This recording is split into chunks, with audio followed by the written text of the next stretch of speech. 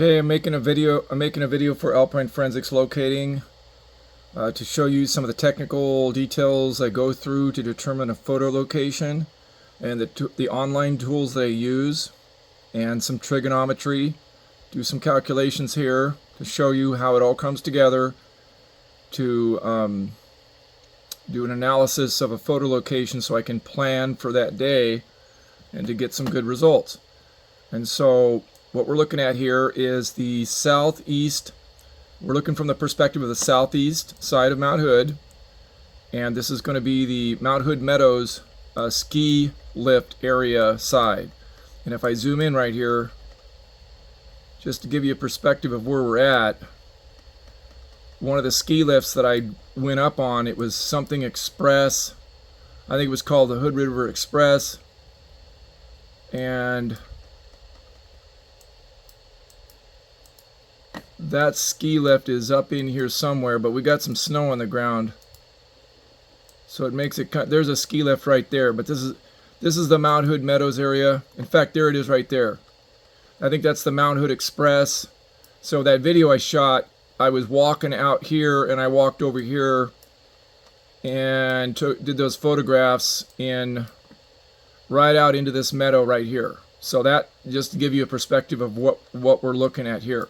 So what I want to do in this photo session is I've determined I need to be at this elevation in order to do the next photo session, and I'm going to explain why. Even though I'm physically not capable of climbing that right now at this time in my life with my health condition, but I'm going to plan for it by starting out at sunrise, giving myself twice the amount of time it should take. I'm going to give myself 4 hours to climb up here with frequent breaks. Maybe even bring a something to lay on to just allow myself to take it easy. It's only a mile. It's pretty much flat ground for the first mile once you get past this river, and then when you climb up, it's about between here and the top of this. The elevation change is about 1,000 feet. So we're going to move in here to the top of Mount Hood. I'm going to show you what I want to photograph, and I'm going to explain why.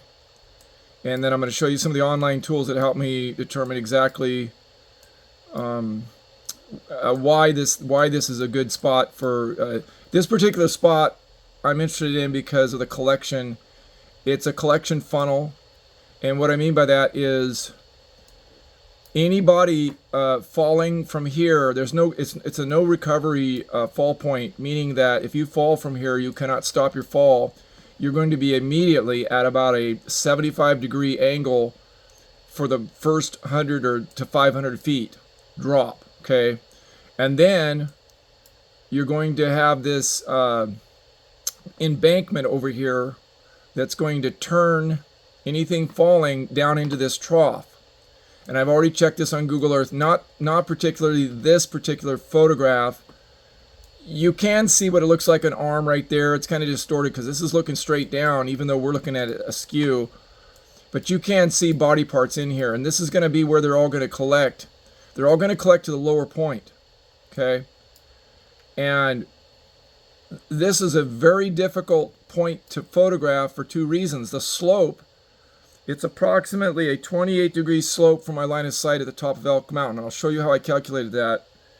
And not only that, but the sun is only going to be illuminating this little crevice for approximately 30 minutes to an hour maximum. So once the sun starts illuminating this, I got 1 hour to shoot all my videos, and I'm done. I can't do any more. The sun's not going to be illuminating that. So what I did to help emphasize that this is a drop-off point, this is a collection point, a funnel, is I used the circle tool on the top of Mount Hood, and I drew a circle out 1/10 of a mile, and then I drew another circle out 2/10 of a mile. And if you look, you'll see that these lines they dip right here. So that tells me that that's a low point, that the drop-off is more severe right here, okay? Not only that, but it's sloping down. Okay, so I'm going to switch over to a different tool that I use to show how I know what the slope angle is, and I'm going to go on to some trig calculations to show you what that reveals. Okay, now we are now with CalTopo. That's CalTopo. And you should be using this if you're a mountain climber or you're a hiker. You should be very familiar with this. You need to get familiar with this to save your life, to get you out of the predicament you're in. If you get lost, it will record your tracks direct with satellite. So get familiar with this program. You can get it for your phone. I'm using it on a PC right now. So we were looking at this gully right here that is a collection point, okay? And to get you familiar with this map, if you look down here, 55 degrees is anything in purple, 6 degrees is anything in black. So anything in here is between 55 and 60 degrees slope. What this translates into, any bodies falling from this ridge, between this ridge and this ridge, which the cornices are going to be up in here, and so this is the Mount Hood summit. So anybody hanging out over here, you know, maybe they came up and they climbed from the Y East ridge. They're making their way up here. If they fall off of a cornice, anything between this point, this ridge, and this ridge is going to end up pretty much in the same point along this gully, funneled down, and they're going to be on this landing. And my theory is this: I've already seen the bodies on Google Earth collecting right here. And so what I think is happening is the slope goes along, and it's at this it's about a 55 degree angle, and when it hits this, it's now at a 40 degree angle. And this is, if it's soft snow, the body's going to be embedded down in the snow, and it's going to basically just stop the fall. So you hit snow at an angle going down at a high velocity, you're going to be embedded into that snow. And I have a belief that it's going to stop the body from going any further down slope. And because it's at 55 degrees, and then 40 degrees right here at the orange and red, the bodies are going to be pretty much right in this location. Okay? The other potential location to look at is going to be over here. As you can see, it would be along this trough. Anything falling between this ridge and this ridge is going to funnel down and be approximately, and this is based on the fact that the slope it's not as great. So these bodies could end up stopping and not really making it that far down, because it's only about 40 degrees. And if you're in soft snow, it's going to get eventually stopping. It's going to eventually stop, unless if you got ice pack on top of the snow. Yeah, it could be sliding further down, but it's not. It's going to go probably the majority, or the maximum distance is going to be right up until this shade change. That's where this thing goes to a different angle. Okay. But what I'm interested in this photo session is what's going on right in this area, this trough here, going down to this landing and this landing, okay? I'm going to switch over to another program that I use that will help me determine what time of day the sun is going to be illuminating this right here. And I have to know the bearing. Right now, I think this is about 300 and... if you were going to go true north is approximate like this. Along this line, and then the bearing of 360 degrees, or probably 350 degrees would be, or 270 degrees would be along this. So I think this is approximately 280 degrees, but I got to do it. I have to be very precise with this, because I only get once I get the precision of exactly what the bearing is, I need to be able to get there 30 minutes before and 30 minutes after, because that's the only time that the sun's going to be illuminating this. And we're going to move over to an app where I'm going to show you how I determine what time of day to be on the top of Elk Mountain. And then I'm going to show you some trig calculations that I did to determine why I need to be on the top of Elk Mountain, and I can't do it from Elk Meadow. I need to be at 1,000 feet elevation. Okay, so we're going to switch over to a different app. Okay, so just so that you get synchronized with what this is, this peak right here that my mouse is pointing at, this is basically Elk Mountain. This is the peak, and the top of Mount Hood is right here, and if the sun is shining along this line, is approximately 10 o'clock. But I got to be more precise than this, because it will actually, if you go over here to the left, it gives me the azimuth of 122 degrees, and it actually gives me also the altitude, but I need to know the azimuth. It's 122 degrees, which is the opposite of my line of sight. So it's going to be directly behind that. So along, even though I'm looking at 180 degrees, it's got to be, I got to take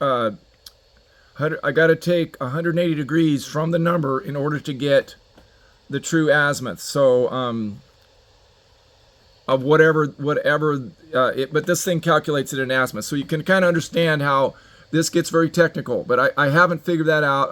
It's gonna be something that I will do in the future, but I got to be that exacting, okay? And I want to be 30 minutes before and 30 minutes after the sun is in direct alignment with that gully, okay? So if you change the time of the year, like right now it says September, the 3rd of September, but when I get up here, I'll probably be up here September 15th, the sun's position is going to switch. It's going to change. The sun moves 1 degree every day. Okay, so just wanted to show you there is an app that shows you what time of day the sun's going to illuminate the mountain at certain points. I use this religiously when I go out to do my photo sessions. When you're working with the sunrise side and the sunset side, this is a critical thing to work with. And you're working with trying to look into very narrow crevasses.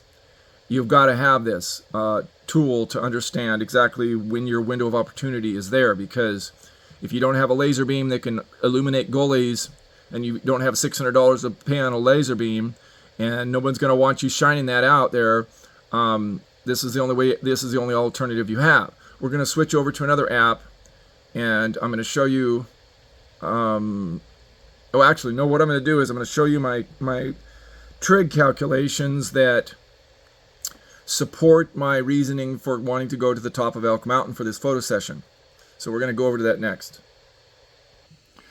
Okay, so this is just a little bit of a trigonometry, and just so that you know what the function is, you have to do an inverse, the arctangent, and that's the function on the calculator.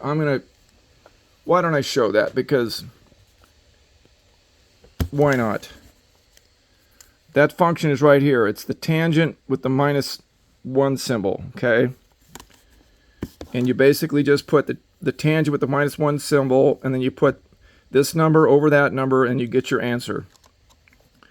I could go into trigonometry equations. You can watch a YouTube video on it if you got any questions. I don't remember all this stuff, and I went all the way up into engineering, and I sometimes have to review it to make sure I'm doing the right calculation. Okay, so from the top of Elk Mountain, we have 5,557 feet at the top of Elk Mountain. The elevation at that slope that I want to photograph is at 10,526 feet. That gives us a difference of 4,969 feet. And at 4.72 miles, that's how far it is from the top of Elk Mountain to this slope that I want to photograph. So that translates over to 24,931 feet. So it's basically the arctangent of 4,969 feet over 24,931 feet. Okay? And that gives me an angle of 11.27 degrees from the top of Elk Mountain. If I tried to shoot this from Elk Meadow, which is a lower elevation, notice how the line of sight is basically parallel to the slope. I won't be able to photograph any of these bodies up here, okay? If I'm not up here on the top of Elk Mountain, I won't be able to see this slope, because if we take 11.27 degrees from 40 degrees slope, because CalTopo shows that this slope is 40 degrees, okay, that's the orange color, and I was just saying that when a body falls from a 50 degree slope, when a body falls, and this will make it, when a body slides from a 50 degree slope and then hits a 40 degree slope in soft snow, it's going to be embedded right here. If it's crust ice, it's going to go down a little bit further. but it's going to eventually stop when the slope gets to 30 degrees as opposed to 40 degrees. See what I'm getting at? And then there's going to be points where it hangs up. And rock fall, ice fall, it's going to hang up. Okay? So that's why these bodies are collecting right in that funnel effect, right in there. And I've seen that on Google Earth. The other thing is, once we get done with the calculation where we take 11.27 degrees from 40 degrees, and this is where all these numbers come from, right? That gives us 28 degrees. So when I look at my relative slope perspective from Elk Meadow, relative slope perspective from Elk Mountain, I'm looking at a 28 degree slope. This is enough of a slope. It's askew from our line of perspective, but it's enough of a slope for me to photograph this and see if there's any bodies along this slope. Okay, so that's how I determined that I need to be at this elevation at the top of Elk Mountain.